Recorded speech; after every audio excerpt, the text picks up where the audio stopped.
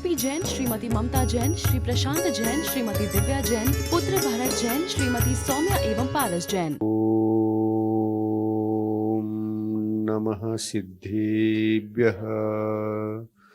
ओम नमः सिद्धेभ्यः। ओम नमः सिद्धेभ्यः। नमो अरिहन्ताणं नमो सिद्धाणं नमो आयर्याणं नमो वज्झायाणं नमो लोये सौवसाहुणम् एषो पंच नमो यारो सौवपावपनासनो मंगलानं च सव्येशिं पढ़मं हवै मंगलम पढ़मं हवै मंगलम। पंच परमेष्टि भगवान की, अहिंसा परमो धर्म की, संत शिरोमणि आचार्य गुरुवर श्री विद्यासागर जी महाराज की, आचार्य प्रवर श्री समय सागर जी महाराज की। समय सार एक ऐसा ग्रंथ जिस ग्रंथ में भव्य जीवों के प्रति उपकार करते हुए कुंद कुंद स्वामी ने वस्तु के स्वरूप को यथार्थ रूप से देखने की विधि क्या है, वस्तु का स्वरूप सामान्य रूप से सभी जीव जानते हैं, समझते हैं, लेकिन विधिवत नहीं समझ पाते, विधि पता नहीं है। और जब विधि पता नहीं रहती है तो वस्तु स्वरूप का जैसा चिंतन होना चाहिए, उसकी जानकारी मिलना चाहिए, उसका ज्ञान मिलना चाहिए, उसकी यथार्थ तक हमको पहुंचना चाहिए, वो कार्य नहीं हो पाता। ऐसा क्यों होता है आखिर? क्योंकि हम ऐसे आचार्य परमेष्टियों के, आचार्य भगवंतों के वाणी को पढ़ने का, स्वाध्याय करने का, चिंतन मनन करने का, उनके विचारों को समझने का प्रयास नहीं किया। हम अपने बुद्धि से अपनी धारणाओं को अपने तरफ से ही सोचते हैं और उसी का आचार विचार करते रहते हैं, किंतु ये ठीक नहीं है। क्योंकि हम सामान्य लोग हैं, हमारे पास कोई ज्ञान नहीं है। ज्ञान तो है, लेकिन उसका विधिवत सोच करके आत्म कल्याण के हित तक हम पहुंच सके, इस प्रकार का विवेकपूर्ण ज्ञान हमारे पास अनादिकाल से नहीं रहा है। और उसी ज्ञान को हासिल करने के लिए आचार्य भगवंतों की वाणी को अच्छी तरह से समझने का प्रयास जरूर करना चाहिए। और यह बात किसी मानवीय एक वर्ग को ही नहीं, बल्कि मानव मात्र के लिए इस वाणी का स्वाध्याय अध्ययन करना चाहिए। क्योंकि यह परमार्थ विज्ञान है, भौतिक विज्ञान नहीं। भौतिक विज्ञान तो भौतिक विज्ञान है, बाह्य जगत में है। जड़ चेतन वस्तुओं की खोजबीन एक विज्ञानी अपने बुद्धि के क्षोभशम के माध्यम से जितना खोज पाता है, उस विषय को दुनिया के सामने रख कर विज्ञानी कहलाता है। भौतिक विज्ञान अपनी जगह है।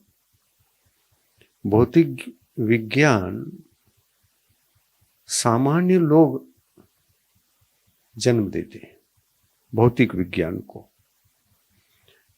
परंतु परमार्थ विज्ञान और परमार्थ विज्ञानी भी तो उस धरती पर है। वो कौन है? पंच परमेष्टियों में से 4 परमेष्टि तो अवश्य हैं जो जानते भी हैं और बताते भी हैं। वह हमारे उपकारी हैं। सिद्ध भगवान को अपन ने माइनस कर दिया, क्योंकि वो जानते तो हैं, बता नहीं सकते। सबसे बड़े विज्ञानी हैं तो उच्च लेवल के विज्ञानी सिद्ध भगवान है,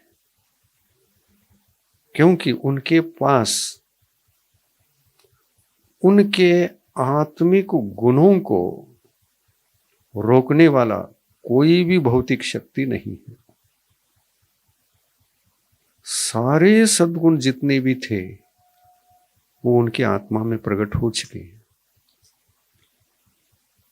आत्मा में कितने गुण हैं? अनंत गुण हैं। अनंत गुण सारे के सारे प्रकट हो चुके हैं। तो अरहंत में या सिद्ध में? सिद्ध में। अरहंत को क्यों नहीं हो? हाँ, आपको पता है कि अभी आघाती कर्म 4 बचे हैं,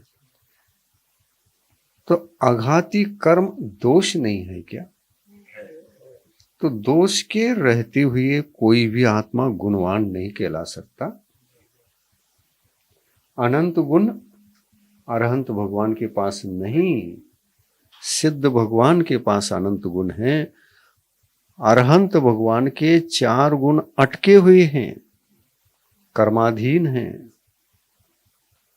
इस कर्माधीन 4 गुणों को पाने के लिए ये रत्नत्रय स्वरूप मोक्ष मार्ग काम में आ रहा है। अरहंत भगवान को भी, वो भी मार्गस्थ हैं। अरहंत भगवान मार्गस्थ हैं और सिद्ध भगवान मंजिल पर हैं। वो कृतकृत्य हैं, ये अभी साधक हैं। वो साधक नहीं है। साधक अवस्था को प्राप्त कर साध्य अवस्था में पहुंचे महान भगवान हैं। उससे ऊंचे भगवान कोई होते ही नहीं।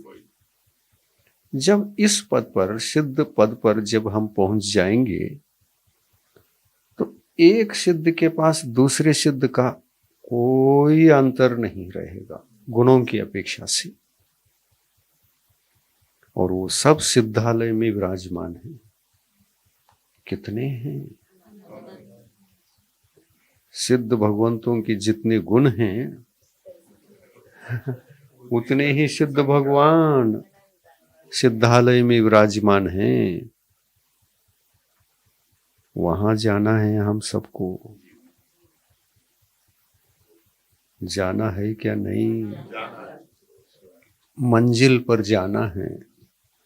तो जाना है, यह अभिरुचि, यह लक्ष्य, यह ध्येय जिसका बन चुका होता है, वही रत्नत्रय धर्म क्या है क्या नहीं है, आत्मा का यथार्थ सुख क्या, नकली सुख क्या, ये सब का अध्ययन करने की ओर उनकी दृष्टि पहली जाती है।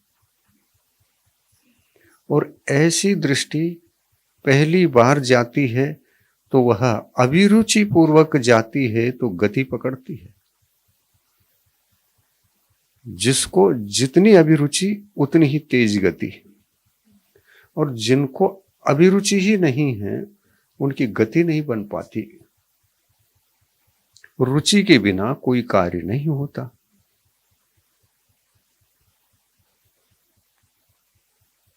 कई आत्माओं को ये धर्म की चर्चा में, तत्व की चर्चा में मन ही नहीं लगता। क्या कारण है? रुचि का अभाव। तो ऐसा कुछ करना है क्या अपने को? नहीं, सदा तत्व ज्ञान प्राप्त करने में रुचिवान बनना चाहिए, बढ़ाना चाहिए उस रुचि को, समय देना चाहिए। इंद्रिय विषय कषायों में उलझ कर अपन जो टाइम गमाते रहते हैं, ये मोबाइल में व्यर्थ समय कितना जाता है आपका? बहुत जाता है। ये मोबाइल आपका सदुपयोग भी हो सकता है और दुरुपयोग भी।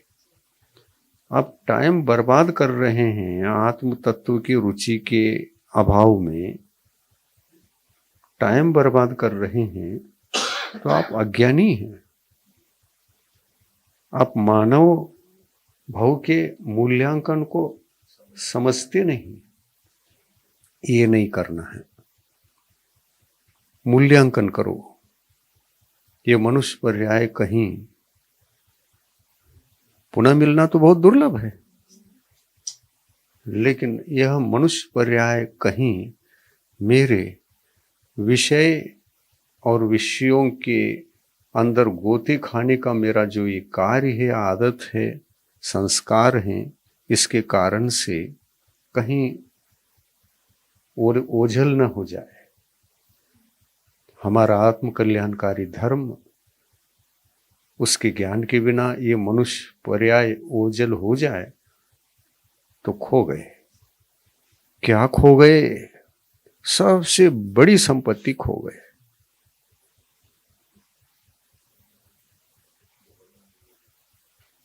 पुराना घर था, घर वाले सभी उसी घर में जीवन जी रहे हैं, लेकिन बुजुर्ग आज नहीं है। उन्होंने बहुत कमाया था, कमा कमा करके रखा था। कहाँ रखा था? पहले के लोग जमीन में, दीवार में गाड़ के रखते थे, और गाड़ के रखने वाले वे बुजुर्ग कभी बता के भी जाते थे और कभी बता के नहीं भी जाते थे। तो जो बता के जाते थे वो आपके हित के लिए, तो आपके कल्याण के लिए, आपके सुख के लिए तो वो बता के जाते हैं कि ऐसी कोई समस्या आ जाए तो चिंता नहीं करना, वहां है। घर वालों को गोपनीय रूप से कह करके रखते हैं। आप उसका प्रचार करेंगे?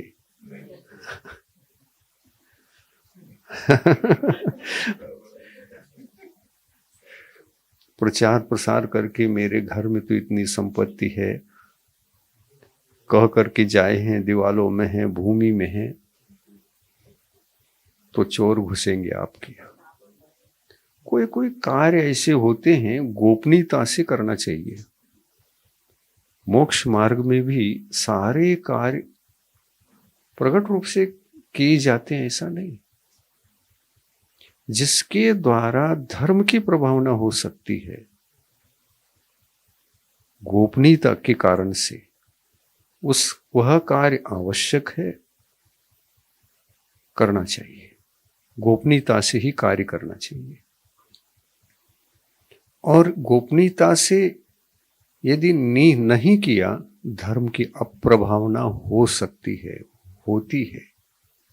विवेकवान भव्य जीव कर्तव्य करते हैं विवेक से, और विवेक उनकी जिंदगी को बचाने में निमित्त बनता है।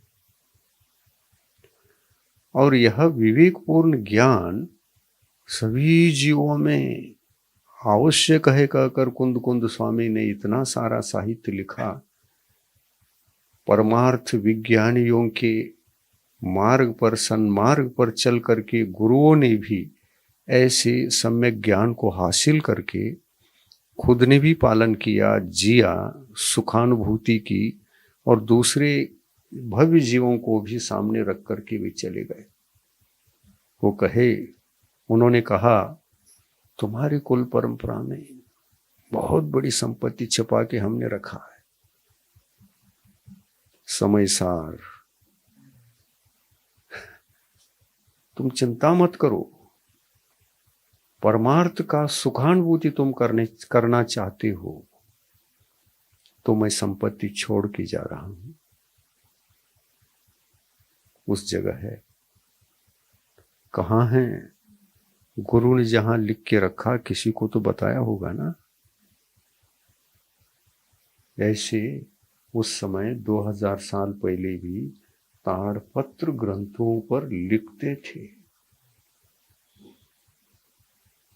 और लिख करके कहाँ रखा?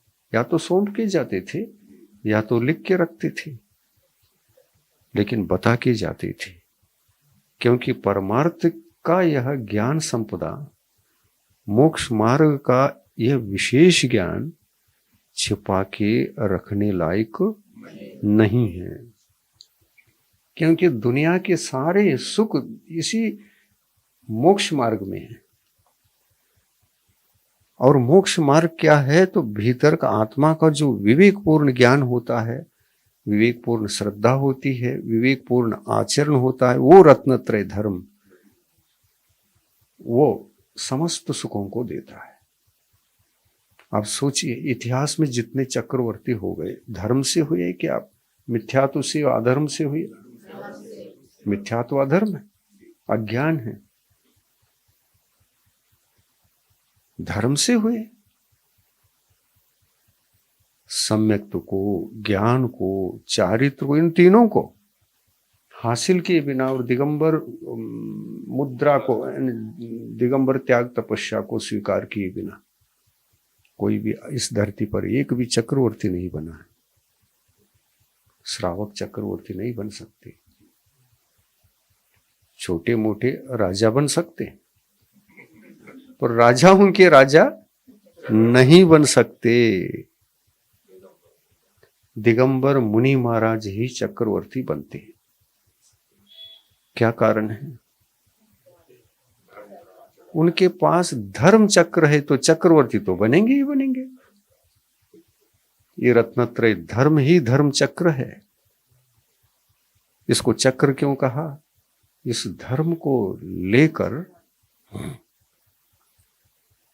इस धर्म को लेकर सक्रिय भी हुआ जाता है, और कभी इसी धर्म को लेकर निष्क्रिय भी हो जाता है। सिद्ध अवस्था में निष्क्रिय, अरहंत अवस्था में सक्रिय, आचार्य परमिष्टि के अवस्था में सक्रिय, उपाध्याय सक्रिय, साधु परमिष्टि सक्रिय।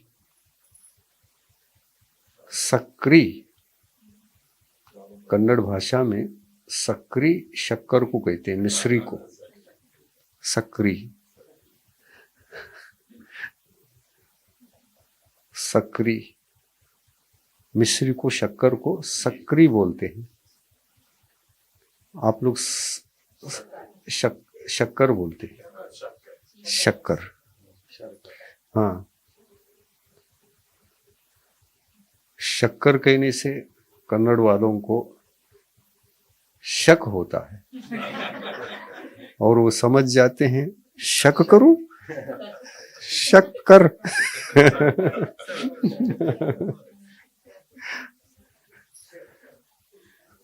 शब्द अलग अलग भाषा में अलग अलग होने से स्वाभाविक है कि कोई भाषा किसी को कुछ और लगता है तो कोई भाषा किसी को और कुछ लगता है।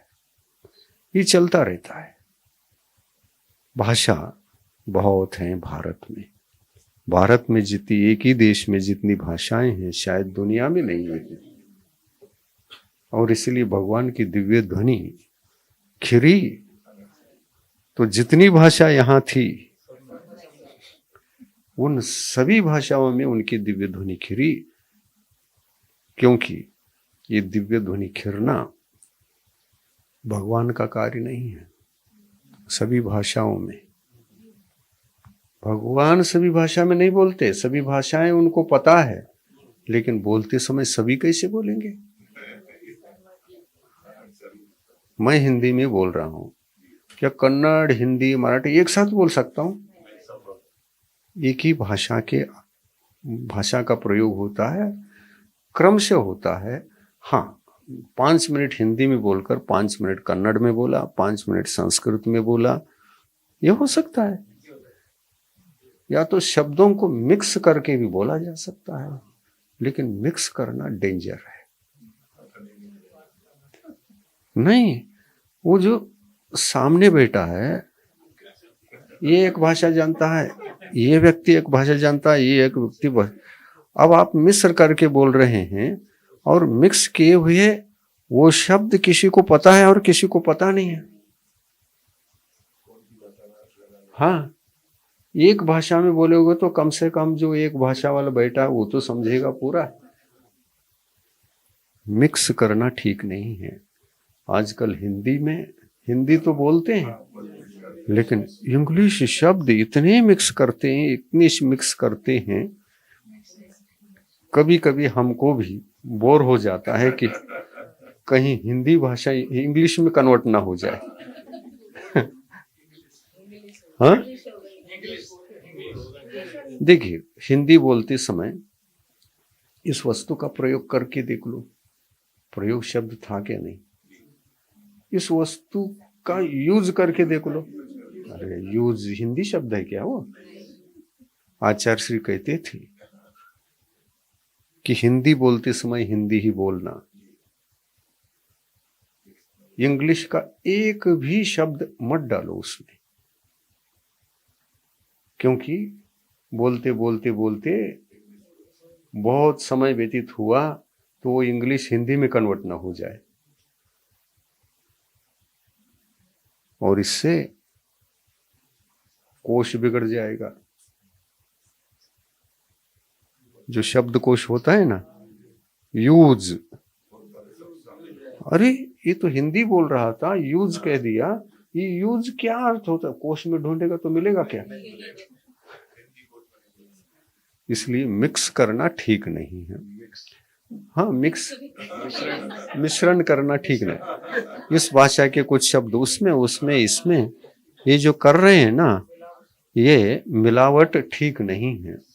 ये वैसा ही मिलावट है गाय के दूध में वो यूरिया से भी दूध बन रहा है, उस दूध को दूध में मिला दिया, स्वस्थ रहेंगे लोग? तो भाषा को भी मिश्रित करोगे तो आप जिस भाषा में मिश्रित भाषा में बोल रहे हैं, सारे लोग ज्ञानी नहीं बनेंगे। वो आपके कुछ शब्दों को देखकर जिनका अर्थ नहीं हुआ वो शंकालु बने रहेंगे, कुछ समझ में नहीं आया, और आपने बोला और वो शंकालु बने रहे, ये अच्छा है क्या? आपने बोला और पूरा ही समझ में आ गया, ये अच्छा है क्या बुरा है? तो इसलिए आचार्य से कहते हैं कि एक ही भाषा को उपयोग करो। तुमको इंग्लिश में बोलना है तो इंग्लिश में ही बोलो, उसमें हिंदी वर्ड मत डालो। मतलब इंग्लिश का है वो हिंदी भाषा में वर्ड शब्द मत डालो। हाँ, हिंदी भाषा में हिंदी ही बोलो। हिंदी शब्द को वर्ड मत कहो। वर्ल्ड में जितनी भी भाषाएं हैं, अपनी अपनी भाषा के अंदर जो जो शब्द ओरिजिनल रहते हैं उसी से बोल चाल का व्यवहार चलना चाहिए। ये बहुत अच्छा रहता है, क्योंकि हमारा बोलना व्यर्थ नहीं जाएगा, समय खराब नहीं होगा। और जब बोलने का व्यवहार होता है किसी के हित के लिए होता है, और हित के लिए बैठा था, मिश्र भाषा के कारण से वो शंकालु रहा, ये यूज बहुत बार आया। ये क्या समझ में नहीं आता, हिंदी कौन सी हिंदी है ये? वो देखो शब्द के पीछे उसका मन चंचल हो जाएगा, डाइवर्ट हो जाएगा, शंकित हो जाएगा। आपका प्रवचन नहीं सुनते हुए, आपके व्यवहार के उन वचनों को न सुनते हुए वो कहेगा बाद में पूछेंगे, तो उपयोग चला गया ना उसका। और आपने जो समझाया पूरी पकड़ में नहीं आया, तो आपका भी समय बर्बाद और उसका भी बर्बाद किया।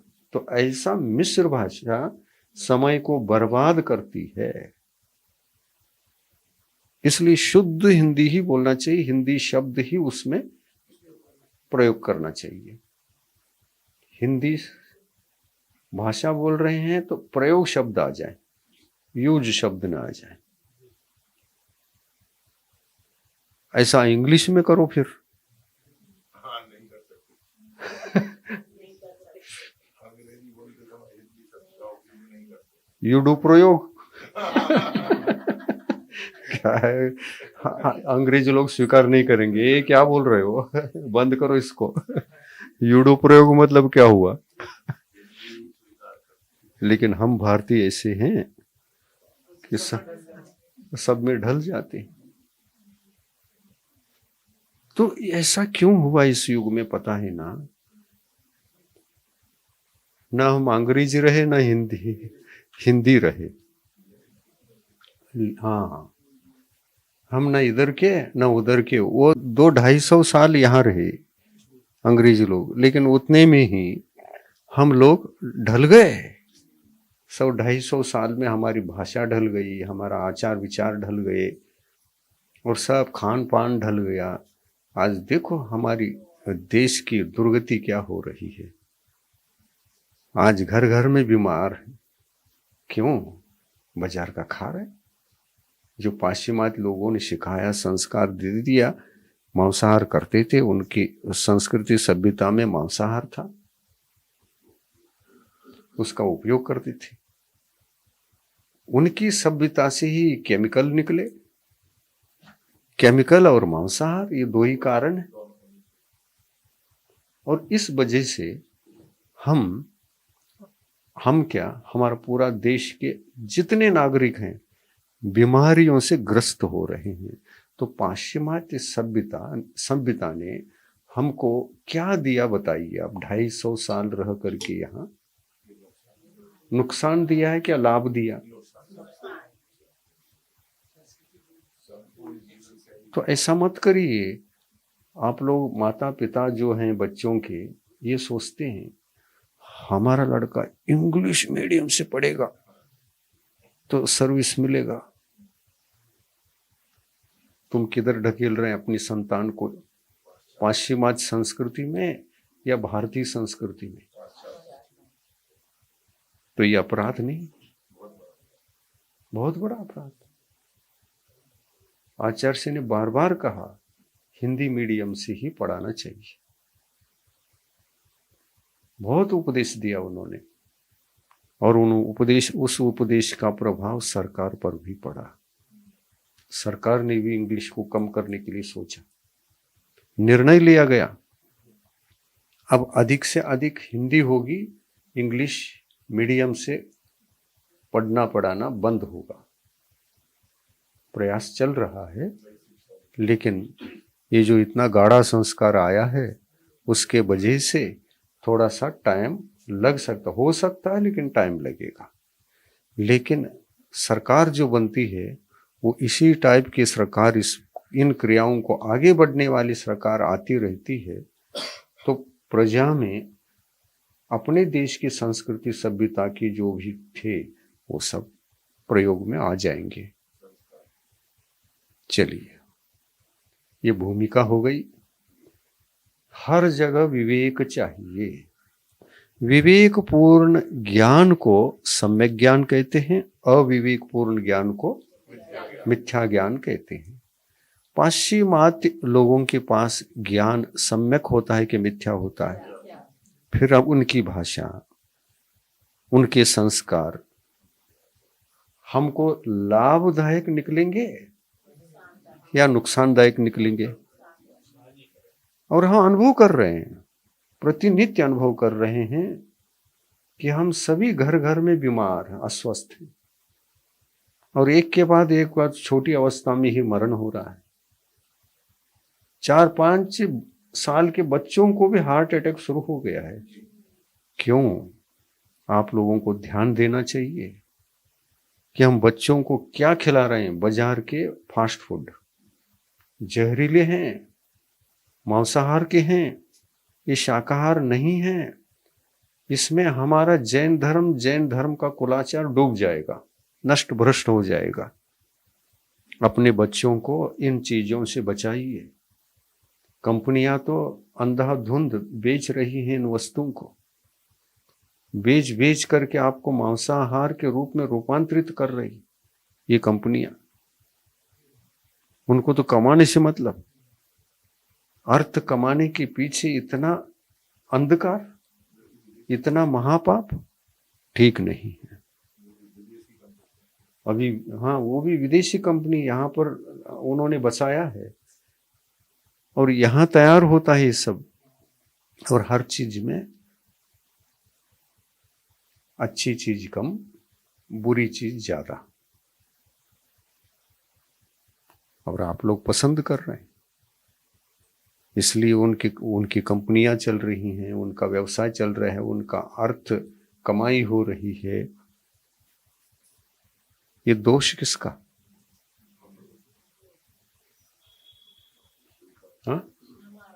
हाँ, जो उन वस्तुओं का भोक्ता है, भोक्ताओं का दोष है। भोक्ता उन वस्तुओं को भोगेगा नहीं तो ये सब कंपनियां बंद हो जाएंगी। आप लोगों को इसी जीवन को जीने के लिए विवेकपूर्ण ज्ञान चाहिए। अपने जीवन में हित का मार्ग कौन सा, अहित का मार्ग कौन सा, सुख की वस्तु कौन सी, दुख की वस्तु कौन सी, इसका सतत निरंतर चिंतन करना चाहिए। शिक्षण के क्षेत्र में, खाने पीने के क्षेत्र में, उठने बैठने चलने फैशन करने में, सब जगह आपको विवेक होना बहुत आवश्यक है। इसको छोड़कर उसको ग्रहण करने लगे, पागल जैसे काम करते अपन लोग। क्या हमारे इतने बड़े तीर्थंकरों ने भौतिक जीवन या परमार्थ जीवन को जीने का जो सम्यक ज्ञान पूर्वक जीने के लिए विषय दिया था, उसमें कोई कमती थी? परिपूर्णता थी, और उसको हम जी नहीं पाए। कितना ज्ञान है ये। तो दो बातें क्या करना है, अपने बच्चों को भारतीय संस्कार देना है।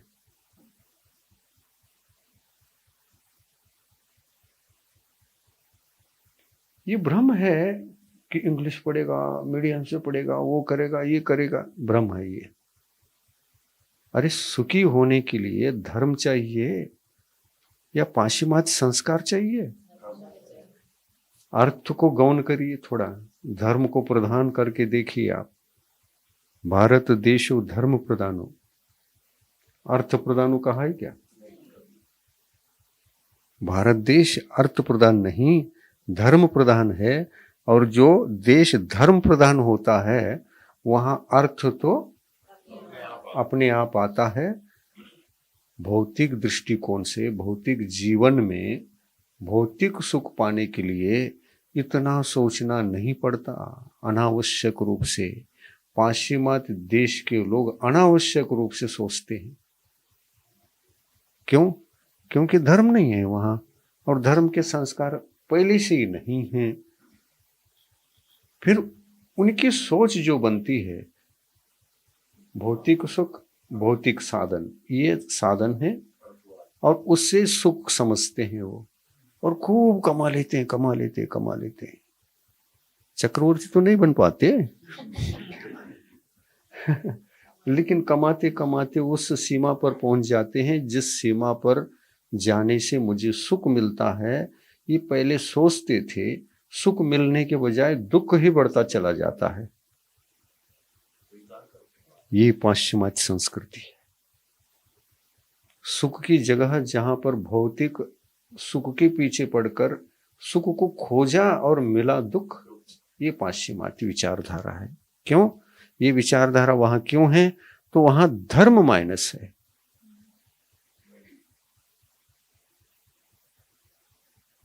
धर्म माइनस है, इसलिए विवेकपूर्ण ज्ञान नहीं है।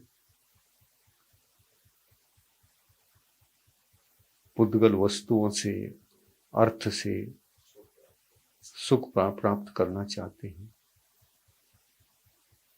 है तो, लेकिन क्षणिक है, वास्तविक है, क्या है वो? और वास्तविक है? नहीं है। अरे जिस सुख को, भौतिक सुख को भोगने के भाव भी आते हैं, तो उसी वक्त उन्हीं भावों से पाप कर्म का भी बंध होता है, और फिर वो सुख का कारण कैसे हो सकता है? ये निसर्ग के नियम है। भोग भाव अशुभ है क्या शुभ है? अशुभ है। भौतिक वस्तुओं से जो सुख मिलता है ना, वो भोग भाव अशुभ है, और अशुभ भाव करते समय उसी वक्त पाप का भी बंध होता है। यही समंतभद्र स्वामी ने कहा है, पाप बीजे सुखे नास्ता। और हम क्या कहते हैं? पाप बीजे सुखे भोजन दूर रहे नाश्ता। उसका पहले नाश्ता तो मिले। पाप बीजे सुखे नास्ता श्रद्धानाकांक्षण स्मृता। क्या कहा समंतभद्र स्वामी ने? जो पाप का बीज बोने के बाद मिलता है, वो असली सुख कैसे हो सकता है? भोग भाव पाप बीज को तो बो रहा है, पाप कर्म रूपी बीज तत्काल बोया जाता है, और उसको फिर खोजबीन चलती रहती है। खोजबीन चलते समय, भाव उत्पन्न होते समय, भोगते समय, पाते समय, उसके पीछे समय गमाते समय दुख का बीज ही बोता जाता है, दुख का बीज ही बोता जाता है। ऐसा है संसार सुख। समझदार हो जग जाता है, और यही तथ्य और यही सत्य जिसको पता नहीं है, वो अंधकार का जीवन जीता रहता है और उसका फल भी पाता रहता है। इसी को कहते हैं चतुर्गति भ्रमण। कुंद स्वामी ने कहा, सवि काम भोग बंध कहा, नवरिन सुलहो विहत्तस कहा, सुलहो नथि। विभक्त की कथा सुलभ नहीं है। सुध परि चिदानुभूदा श्रुत, अनादिकाल से ये सुने हुए हैं। श्रुत परिचित, अपरिचित परिचित भी है। सुध परिचिदानुभूदा, अनुभव भी अनंत बार आ चुका है। सवस्य काम भोग बंध का, काम भोग जो इच्छाओं से हम जितने भी भोगोपभोग सामग्री का भोगते हैं ना, वो काम कथा है। हर वस्तु की जो इच्छा के द्वारा इच्छा पूर्ति होती रहती है, वो काम कथा है, क्योंकि भौतिक है। और इसी इच्छा के काल में पाप का बीज हम बोते रहते हैं और उसकी खोज में लगे रहते हैं। थोड़ी इच्छा पूर्ति हो गई कि विश्वास और बढ़ जाता है, और थोड़ी मिलेगी। मिला है पुण्य के उदय से। भौतिक वस्तुएं जो मिलती सुख के साधन, पुण्य के उदय से मिलता है। पुण्य के उदय का फल है ये भोगोपभोग सामग्री। ठीक है ना? भोगोपभोग सामग्री पुण्य के उदय के फल से मिलते हैं। उसके पीछे पाप है क्या? नहीं है। लेकिन पुण्य ने आकर के, पुण्य रूपी लक्ष्मी ने आकर के सामने रख दिया, तुमने जो इच्छा की थी वो रख दिया। लेकिन उसको ग्रहण करेंगे तो पाप है। भोगेंगे पाप है, ग्रहण करेंगे पाप है, उसका उपयोग करेंगे पाप है, क्योंकि ये आत्मिक सुख को देने वाले नहीं है। आत्मिक सुख निराकुल है और भौतिक सुख सदा ही आकुलता सहित है। ये बात जिसको समझ में आती है वो धर्मात्मा बन सकता है, और ये बात ही दिमाग में नहीं घुस रही है तो बात समझ में आने वाली नहीं है और उद्धार होने वाला नहीं है। अरे भौतिक सुख के सुखी बनना भी चाहते हो तो कामना छोड़ना पड़ता है। यहां तक कि सारे वस्तुओं को त्याग करके संयम जीवन जीना पड़ता है, तब भौतिक सुख उत्कृष्ट रूप से मिलते हैं। इन छोटी मोटी कामनाओं से उत्कृष्ट नहीं मिलता। कैसे चक्रवर्ती बनोगे? 10 लक्षण में 8-10 उपास करके चक्रवर्ती बनना चाहते पूरा जीवन पंच पापों का त्याग, इंद्रिय सुखों का त्याग करके इंद्रिय संयम को और प्राणी संयम को, विषय सामग्री को संपूर्ण त्यागने से संयम, प्राणी संयम पलता है। और इंद्रिय सुखों के साधनों को भोगने वाला आत्मा और उसमें सुख मानने वाला आत्मा, आत्मा ही है ना, सुख मानने वाला आत्मा यदि वह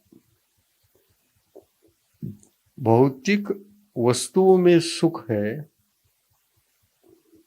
ये समझता है तो भ्रम है। सुख हो तो मिले, और मिलने पर नष्ट नहीं होना चाहिए था। मिलता भी है और नष्ट होता है तो उसको असली सुख कैसे कहें हम? उसका लक्षण ही गलत है। सुख यानी सुख निरंतर रहना चाहिए, सुख मिलने पर निराकुल होना चाहिए, और वो निराकुलता भी शाश्वत सतत रहना चाहिए अपने पास। लेकिन ऐसा कुछ नहीं हुआ। मांगते समय, पुरुषार्थ करते समय, पुरुषार्थ करके उसकी प्राप्ति के बाद आकुलता का ही जीवन जीता रहता है। मिल तो गया, थोड़ा मिल गया, मिलने के बाद भी आकुलता और चाहिए। तो देखिए, कुंद कुंद स्वामी कहते हैं ये अज्ञान के कारण से होता है, और अज्ञान जो होता है वो जीवात्मा के भीतर, आत्मा के भीतर ही होता है। वो ज्ञान गुण विपरीत दिशा में प्रवाहित है। वो जो ज्ञान जानने की शक्ति का जो प्रवाह है वो निरंतर है, लेकिन वो विपरीत है। किस कारण से? हमारे पास विवेकपूर्ण ज्ञान न होने से किसी भी सुख को सुख समझ करके जी रहे। जो शराब पीता है उसको शराब में आनंद नहीं आता है क्या? दुख होते हुए भी पीता है क्या? नहीं। उनको जब उसको पीता है, अमृत मानता है उसको। पानी ना मिले तो चलेगा लेकिन इसको अमृत मानकर पीता रहता है। लेकिन अंत तो गत्वा शराब का परिणाम क्या है ये सब जानते हैं। हार्ट को जला देता है, काला काला कर देता है। उन डॉक्टरों से पूछो जिसने सिगारेट, बीड़ी, शराब इत्यादि व्यसन में जिन्होंने समय व्यतीत किया है, उनका हार्ट ऑपरेशन के काल में हार्ट का कलर क्या है? तो कहते हैं ब्लैक। डॉक्टर कहते हैं ब्लैक। क्यों? क्योंकि आपने असली सुख को त्याग कर ये नकली सुख को ही ब्लैक मार्केटिंग किया। तो हृदय के, बॉडी के जो अंदर के पार्ट्स हैं वो भी काली पड़ेंगी कि नहीं? ये जो बीड़ी वगैरह पीते हैं, सिगरेट वगैरह पीते हैं, इनका भी काला हो जाता है अंदर जाकर के। हाँ? हाँ? हाँ, खराब हो जाता है। और लीवर तो लीवर है, हाँ इंजन है बॉडी का, इंजन है तो वो मुख्य पार्ट है। सभी पार्टों में लीवर मुख्य पार्ट है, जहां पर ब्लड बनता है, ऊर्जा देता है, और जहां पर पूरा संचालन, जितनी भी बॉडी के छोटे मोटे मशीन हैं, सप्लाई करता है। पिस्टन का काम करता है इससे, इंजन में हाँ, पिस्टन रहता है ना, वो लीवर है, पिस्टन। ऐसा ऐसा ऐसा उसी के बल पर तो गाड़ी चलती है। हाँ बिल्कुल। तो हम ये बता रहे हैं, विवेकपूर्ण ज्ञान ही सम्यक ज्ञान है, अविवेकपूर्ण ज्ञान मिथ्या ज्ञान है। अविवेकी भौतिक सुख को ढूंढता है और विवेकी आत्मिक सुख को, यानी पारमार्थिक। पारमार्थिक अर्थ से पार, पारमार्थिक, आत्मिक, निजीय, निकटतम। निजी निकटतम, यहीं कहीं दौड़ धूप की जरूरत नहीं, यहीं है वो। और अंतर यात्रा प्रारंभ कर देता है।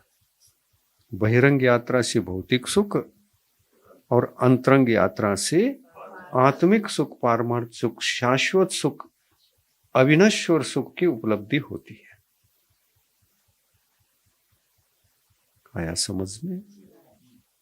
आपको कौन सा जीवन इष्ट है? पारमार्थिक।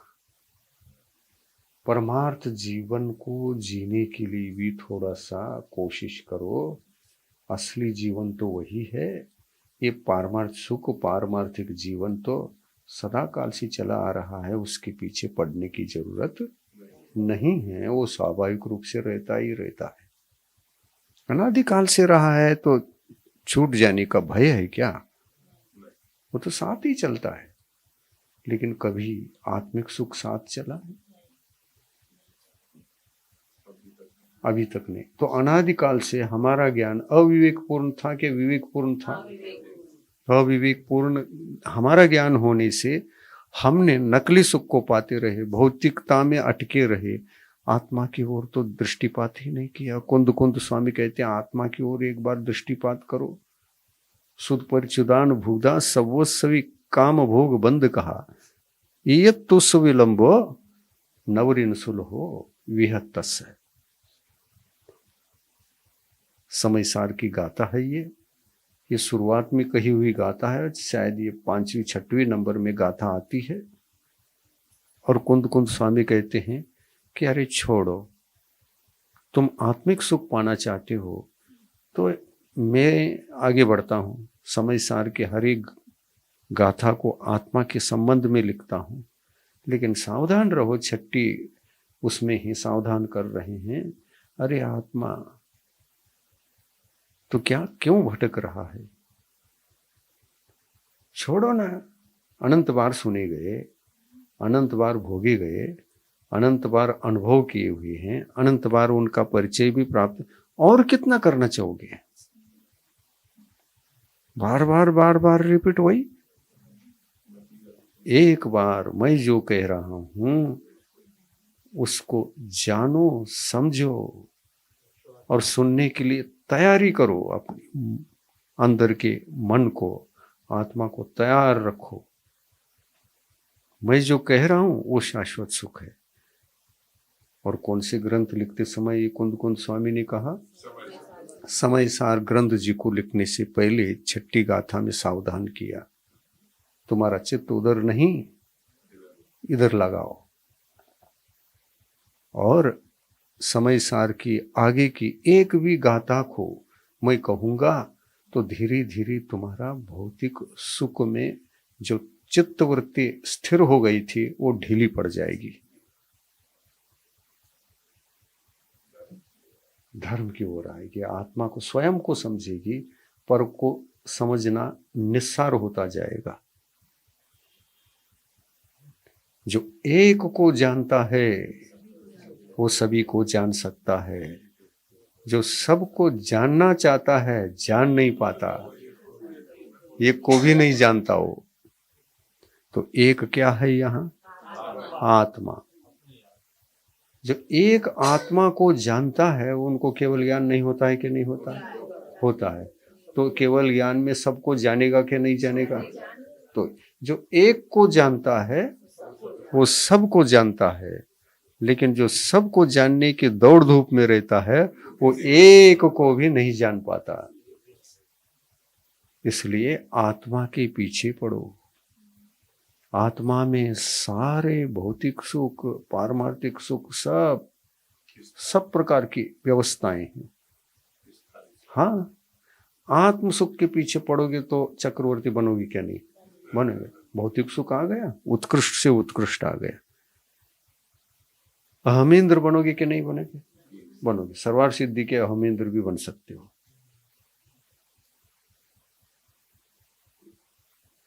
भौतिक सुख की कामना के कारण से ही तुम्हारे उत्कृष्ट भौतिक सुख का विघात हो रहा है, तभी तो भटक रहे हैं। चक्रवर्ती बन सकता था, मैं एक छोटा मोटा सेठ जी बन गया।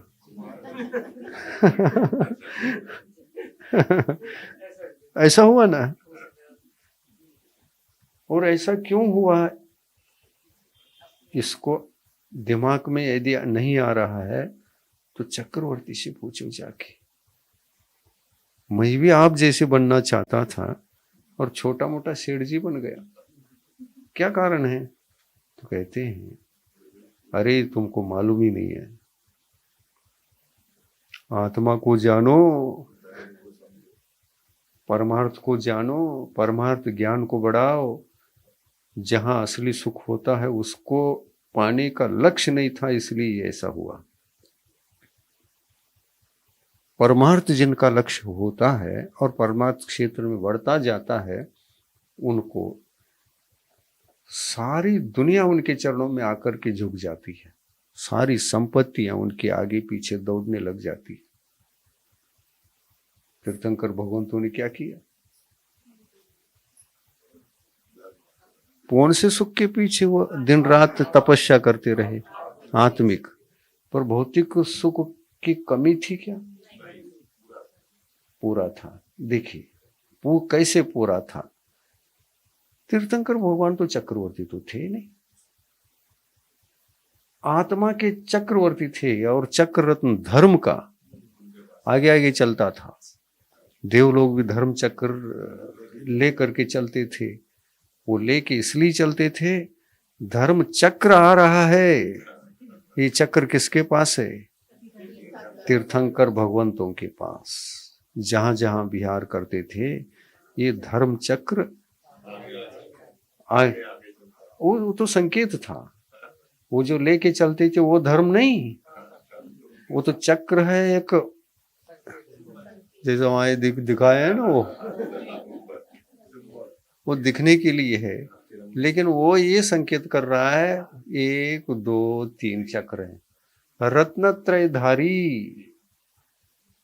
सम्यक्तों का चक्र संसार के चक्र को काटता है, ज्ञान का चक्र अज्ञान को काटता है, और आचरण का चक्र दुराचार को काटता है, मिथ्या चारित्र को काटता है।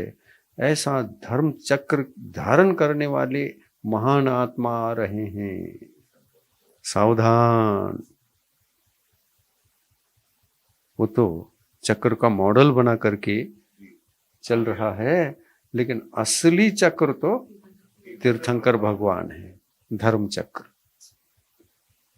धर्म चक्र का अर्थ रत्नत्रय का चक्र, और इसी रत्नत्रय के चक्र में सम्यक दर्शन है, सम्यक ज्ञान है, सम्यक चारित्र है।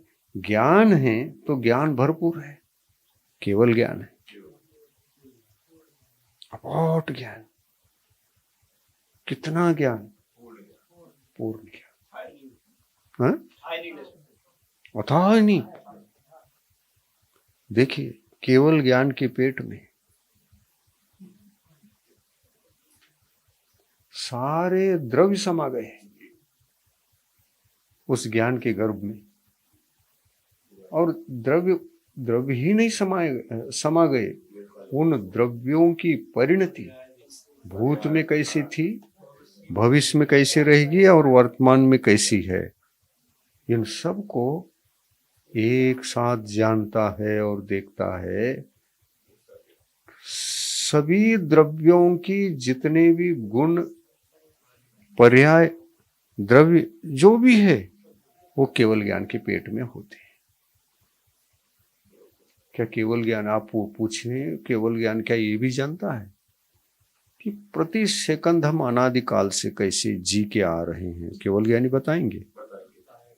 प्रति सेकंड नहीं, प्रति समय, जिसमें असंख्यात समय होते हैं, सब बता सकते हैं, सब बता सकते हैं। ऐसा केवल ज्ञान। टाइम हो गया। उपसंहार। तीर्थंकर भगवंतों ने जो उपदेश दिया था वही कुंद कुंद भगवंत ने दिया है, और वो कह रहे हैं ज्ञान को सम्यक ज्ञान बनाओ, अज्ञानी मत रहो। और सम्यक ज्ञान बनाने के लिए ये समयसार ग्रंथ और जैन धर्म के जितने भी मतलब वो ग्रंथ हैं, वो परमार्थ ज्ञान को बढ़ाने वाले ग्रंथ हैं, मोक्ष तक ले जाने वाले ग्रंथ हैं। आत्मा को, परिवार को, समाज को, देश को, दुनिया को, तीन लोक को, सबको सन्मार्ग पर लाने वाले ये तत्व हैं। इसलिए ये तत्व और तत्व का ज्ञान जो केवलियों ने दिया है, वो महान विज्ञानी थे। उनका ज्ञान सर्वत्र लागू होना चाहिए, इसी को जीना चाहिए, इसी को प्राण बनाना चाहिए और इसी पर चलना चाहिए। तभी हमारा कल्याण हो सकता है। और इसलिए कुंद कुंद स्वामी कहते हैं, अज्ञान को सम्यक ज्ञान बनाने के बाद वो कैसा सोचता है, कैसा क्या आचार विचार करता है, ये सभी विधि नयों पर डिपेंड है। नय का मतलब होता है छद्मस्त जीव, केवल ज्ञानी नहीं, छद्मस्त जीव एक समय में जो भी विचार करते हैं वो नय को स्पर्श करता है। इसलिए हमारा एक समय का, एक सेकंड का भी, एक समय का भी, कितना भी, जिस विचार में हम रहते हैं, उस विचार के काल में हमारा जो विचार है वही नहीं है। विचारों को नहीं कहा, और विचारों में एक दृष्टिकोण भी होता है। वो दृष्टिकोण क्या, विचार क्या, इसको कहने के लिए थोड़ा सा टाइम और चाहिए, लेकिन टाइम न होने से कल का होगा। आज भूमिका बन चुकी है, और आज की भूमिका के आधार से कल हम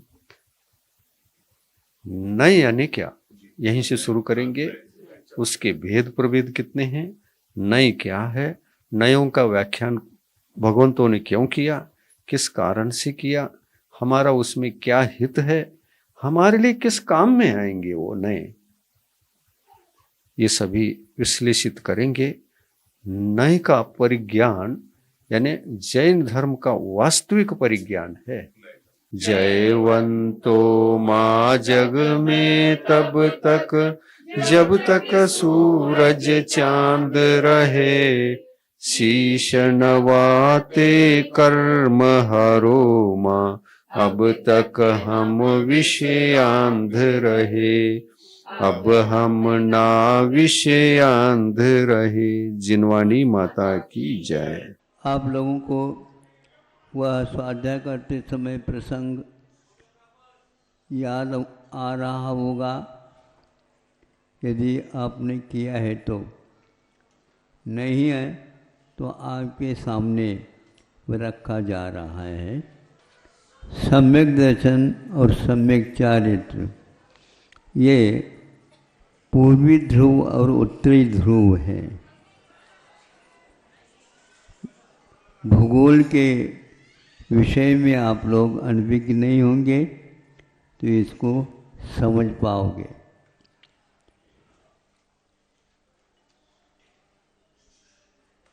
उसके बाद आज का विज्ञान लोक की व्यवस्था नहीं मानता, घूमना पड़ता है इसे। उसी प्रकार सम्यक दर्शन और सम्यक चारित्र के बीच में एक और आता है जिसको सम्यक ज्ञान बोलते हैं।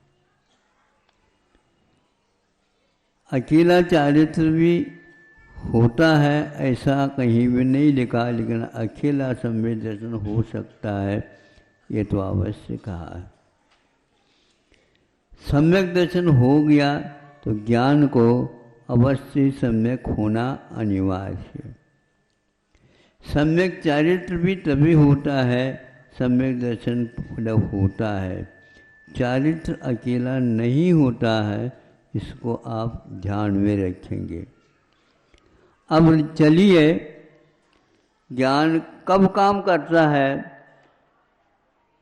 कब कब करता है और क्यों करता है। 100 धर्म इंद्र है, एक भाव के बाद उसे अनिवार्य रूप से मुक्ति मिलनी है और यहाँ से वह 100 धर्म इंद्र बना। अन्यत्र कोई भी प्रदेश देश नहीं है उसके लिए सहारा। यहीं से 2.5 द्वीप से होगा, वो कर्म भूमि वाला ही होगा, मुनि बने बिना नहीं होगा। ये सब कुछ बातें ऐसी हैं। अब यहाँ से वह चला गया, मुनि था मान लो, तो वहाँ तो मुनि बन नहीं सकेगा।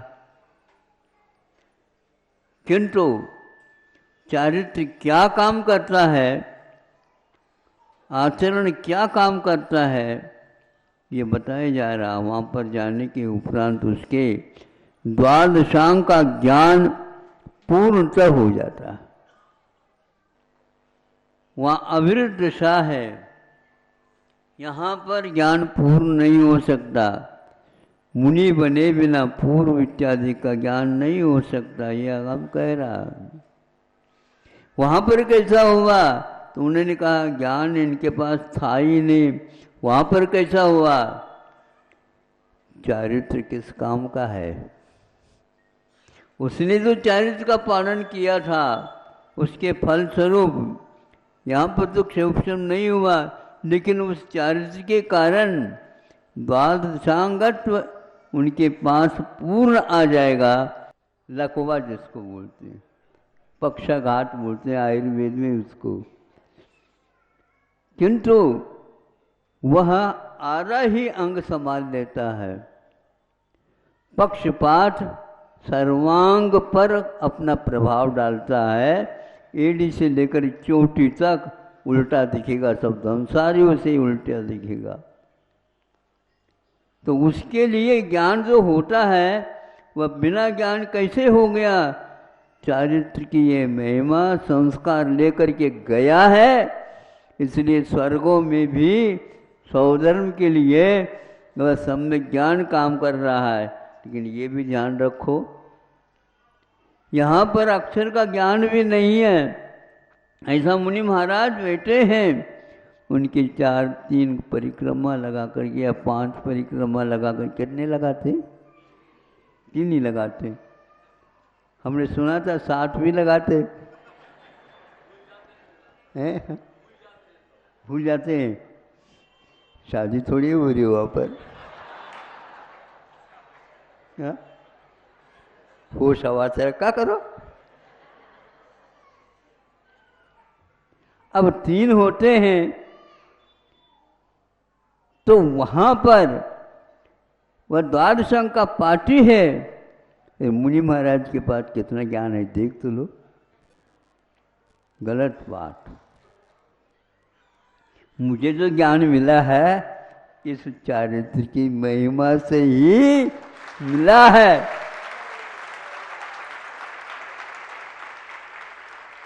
ऐसा संस्कार है। इस संस्कार को आप क्या करो, संसार के विच्छेद के लिए कारण है ऐसे संस्कार। कोई चिंता नहीं करो, किंतु ज्ञान तो पक्का। अंतर मुहूर्त में केवल ज्ञान हो सकता तो ये ज्ञान क्या है। लेकिन जो व्यक्ति इस चारित्र की आवश्यकता नहीं मानता है, उसके लिए नहीं कह रहा हूँ, उसको अपने समय पर बुद्धि आएगी। यदि उसने केवल अकेले ज्ञान के ही मान लो आराधना की है, कभी भी उसे वहाँ पर द्वादशांग नहीं होगा। और एक ही अंग का एक ही पहलू लेकर के कोई काम करेगा, उसका कोई भी महत्व नहीं रहेगा। नमक के बिना आपको यदि आहार नहीं ठीक लगता है तो नमक की भूरी रख दो उसके पास, खा ले। क्यों? भोजन खाया जाता है, भोजन किया जाता है।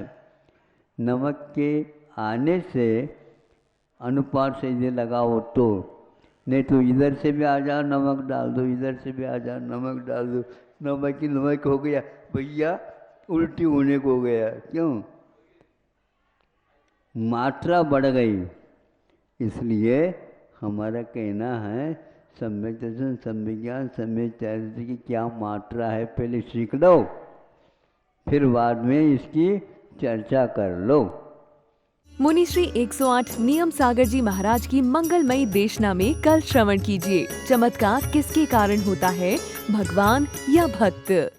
न गुरु में चमत्कार होता है, न भगवान में चमत्कार होता है। लेकिन भगवान का भक्त, यदि आप अपने कर्म के बंधनों से छूटने के लिए आप भक्ति कर रहे हैं, तुम्हारी भक्ति में चमत्कार प्रकट होता है और उससे सारे के सारे पुण्य बंध होते हैं और उनका फल मिलता है। भगवान को, गुरु को, शास्त्र को, धर्म को चमत्कारी मानोगे, कहीं का नहीं रहोगे, धर्मात्मा ही नहीं रहोगे आप, और न ही कर्म निर्जरा कर पाओगे। कर्मों का बंध जरूर करोगे क्योंकि अज्ञानी है। इस कार्यक्रम के पुण्यार्जक हैं श्री आरपी जैन, श्रीमती ममता जैन, श्री प्रशांत जैन, श्रीमती दिव्या जैन, पुत्र भरत जैन, श्रीमती सौम्या एवं पारस जैन।